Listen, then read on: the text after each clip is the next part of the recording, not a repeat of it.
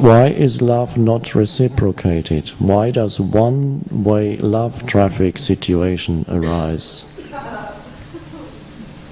I'm placing my aching heart before you. Please operate.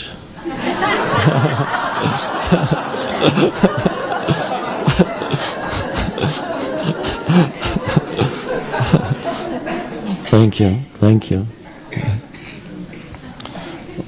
All right, I will begin the operation.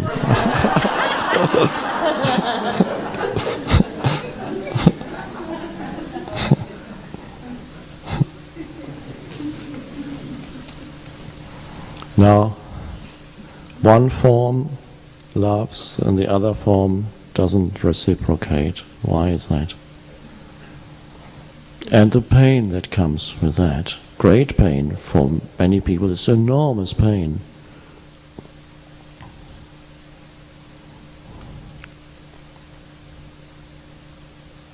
Now, you know that the basic condition of the self, or the egoic self, is one of a very deep-seated sense of lack, of not enough, of not complete. And then it tries to fill through strategies. The mind itself tries to fill that lack that it knows and feels almost continuously, except for brief moments when something has been put in there, and then for a moment the lack is not felt. It never lasts long. So it looks for the next thing, and it looks to the future, it looks to add to me, to fill that hole that is always there, where I'm not myself, I'm not complete, I'm not home, I haven't arrived. And so all kinds of strategies are there. And one of the main areas where it looks to fulfill that lack is in the area of relationship, the other person, he or she. And then, when that happens, the entire focus of the self becomes focused on one other person who is perceived unconsciously as the one who is going to complete me, make me whole. He or she is the one. And so almost an obsessive attachment forms to that image, that form of that person. And that is called falling in love. And sometimes, if you're lucky, the other person feels the same about you, that you are going to complete him or her also. And of course that is great.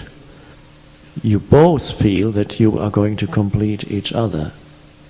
And then probably you will want to get married, sign a contract, just to make sure that for the rest of your life you are going to complete me and you're not going to leave me, because that would have dire consequences if you broke that contract and left me. Don't you even think about that. And then you marry. This is where the films end. The director says cut here. But life goes on, and you marry, and after, perhaps even during the honeymoon, the first doubt comes into your mind whether this actually works,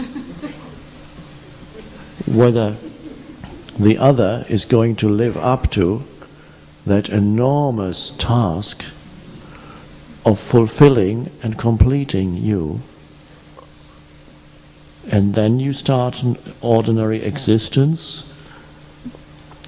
jobs, family, and gradually it doesn't seem to be working anymore. The completion, the sense of lack comes back.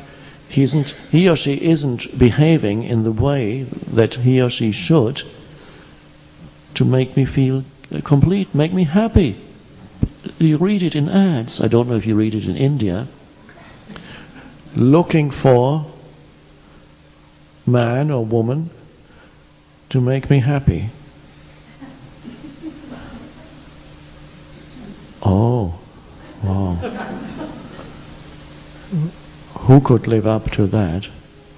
And nobody can. And then the lack that was covered up by the temporary delusion that this person was fulfilling you, this person who has a pain body, but you didn't know that.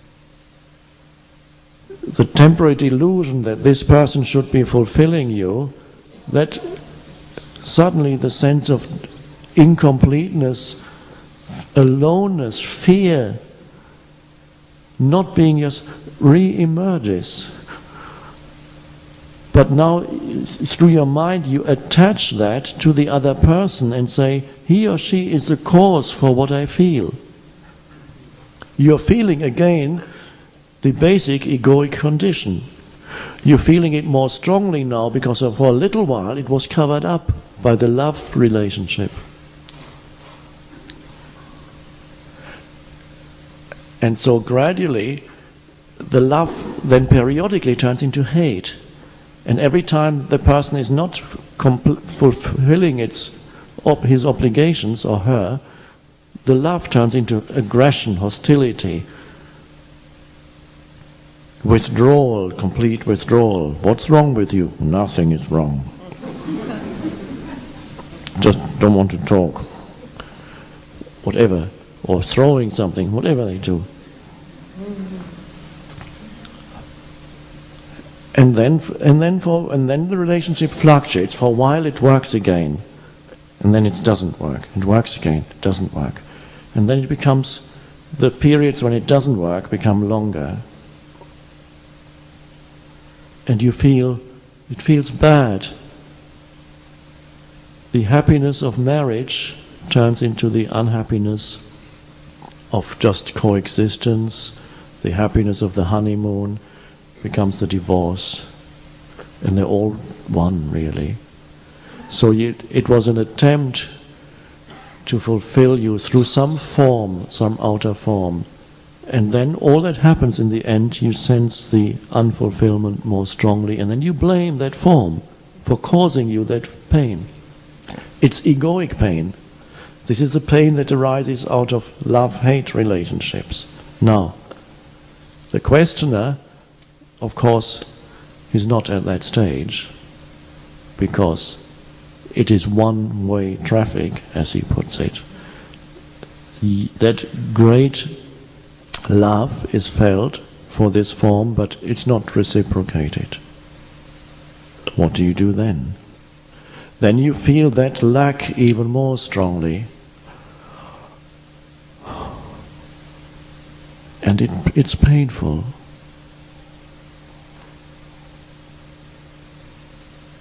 And there's a tendency for the mind to weave all kinds of fantasies around it, all kinds of stories. And the self gets in there and becomes a very painful self-image of me. And it can then, if it goes on, it can happen that that attraction turns into hate. Can happen. I'm not saying it will happen in your case. And then you see it never was love in the first place. So what is called love is that deep-seated need of the ego. It focuses on one form.